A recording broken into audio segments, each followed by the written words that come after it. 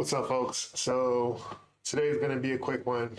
We're going to talk about rectified flow. We're going to talk about the objective function.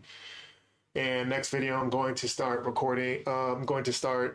coding a rectified flow, a generative image rectified flow model in pixel space. And we're eventually going to build that up into a multimodal model that's going to do some pretty cool state-of-the-art things. So let's just jump right into it. Rectified flow is pretty simple. Doesn't mean it's necessarily easy to understand. Everything is easy to understand once you understand it. Everything's easy once you understand it, right? But it is simple and elegant, which is why it's so much better than continuous normalizing flow, which, if you remember, has some pretty complicated math, some traces, some Jacobians and traces, and a few different steps when you need to perform inference. So rectified flow. We're going to let x1 be our flattened image vector, right, from our data, and x not be a same d-dimensional vector sampled from a standard normal. We're going to define a line between the two and say that x sub t is a position along that line, which we get by parameterizing that line by x0, x1, and t, such that if we were to sample an x0, an image from our data, sample a vector from a standard normal, and sample a time step bounded between 0 and 1, and plug those into here, we would get our position along that line. So our objective, and you can pause this video at any point if I'm going too quickly. Our objective is to learn a velocity field, which is this ODE, dx dt. So we're going to learn a vector field, which is a vector field of velocity, so we call it a velocity field, where v sub theta is our neural network parameterized by theta, and the inputs to that network are a position along that trajectory and a time step t, which is a d-dimensional vector. So you have three d-dimensional vectors, t, x1, and x0.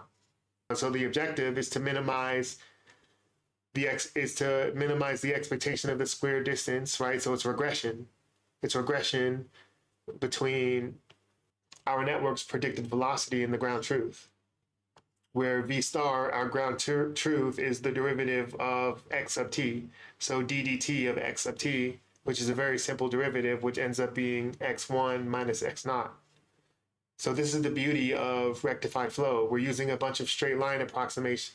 For training, we're saying the approximated optimal transport path is a straight line between noise and data. And what you end up learning is a velocity field that gives you the optimal transport path, which will end up not being a straight line, of course. But for training, you're using straight line proxies, which is very, it's genius. It's genius.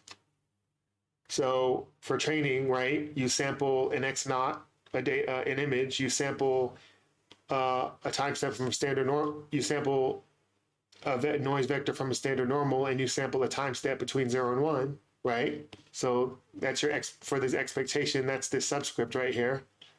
Then you get an xt by inputting them into here. You input that xt into your neural network along with the time step embedding. You get a predicted velocity, and you minimize the square distance between that and your ground truth velocity, which is d dt of x sub t. It's incredible. So geometrically, what that looks like is if you have a standard normal here and you have your data distribution over here, you're learning the optimal transport path given by your neural network v sub theta.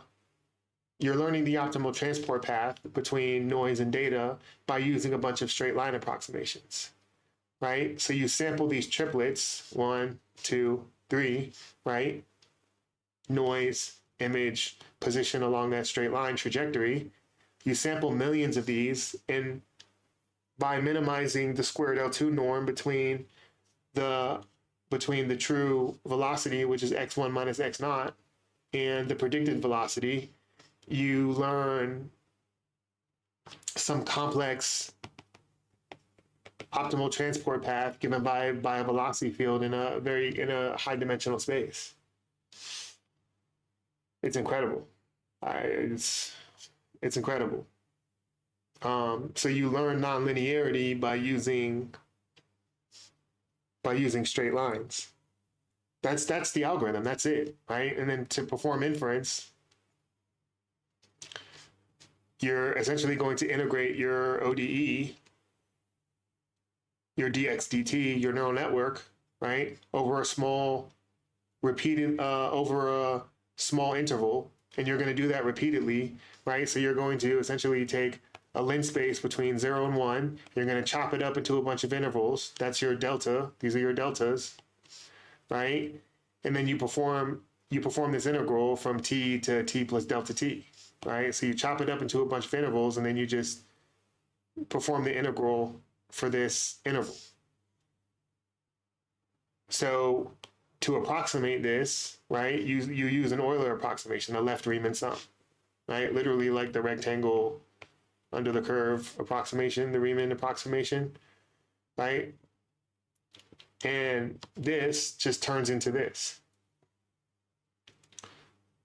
So remember, this integral, right, this is an infinitesimal time step, but we're just going to approximate it using the Riemann sum, which just makes it some delta t. So it's not infinitesimal. We're just saying it's a small enough approximation such that it's a small enough number such that it's an approximation with some error, right?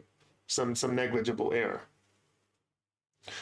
So what this looks like is, right, if we're at 0 and our deltas are 0.1, if we want to get x 0.1, if we're at x 0 and we want to go to x 0.1, right, 0.1, we take so this is a sample from a standard normal. We input, right, x of t and t, boom, boom, we get a velocity vector and we scale it by our delta t. And then we just do this for the number of intervals between 0 and 1, however we chopped up our length space, and then we'll get an image, x1. And that's rectified flow. It's incredible. It's incredible. So just a very quick review. We have x1, a d-dimensional flattened image vector, which is from our data. We have x naught, which is a d-dimensional vector sampled from a standard normal. And we have x sub t, which is a position along the line defined between your image x1 and x naught, your noise. And to get a position along that trajectory, we parameterize that line by t.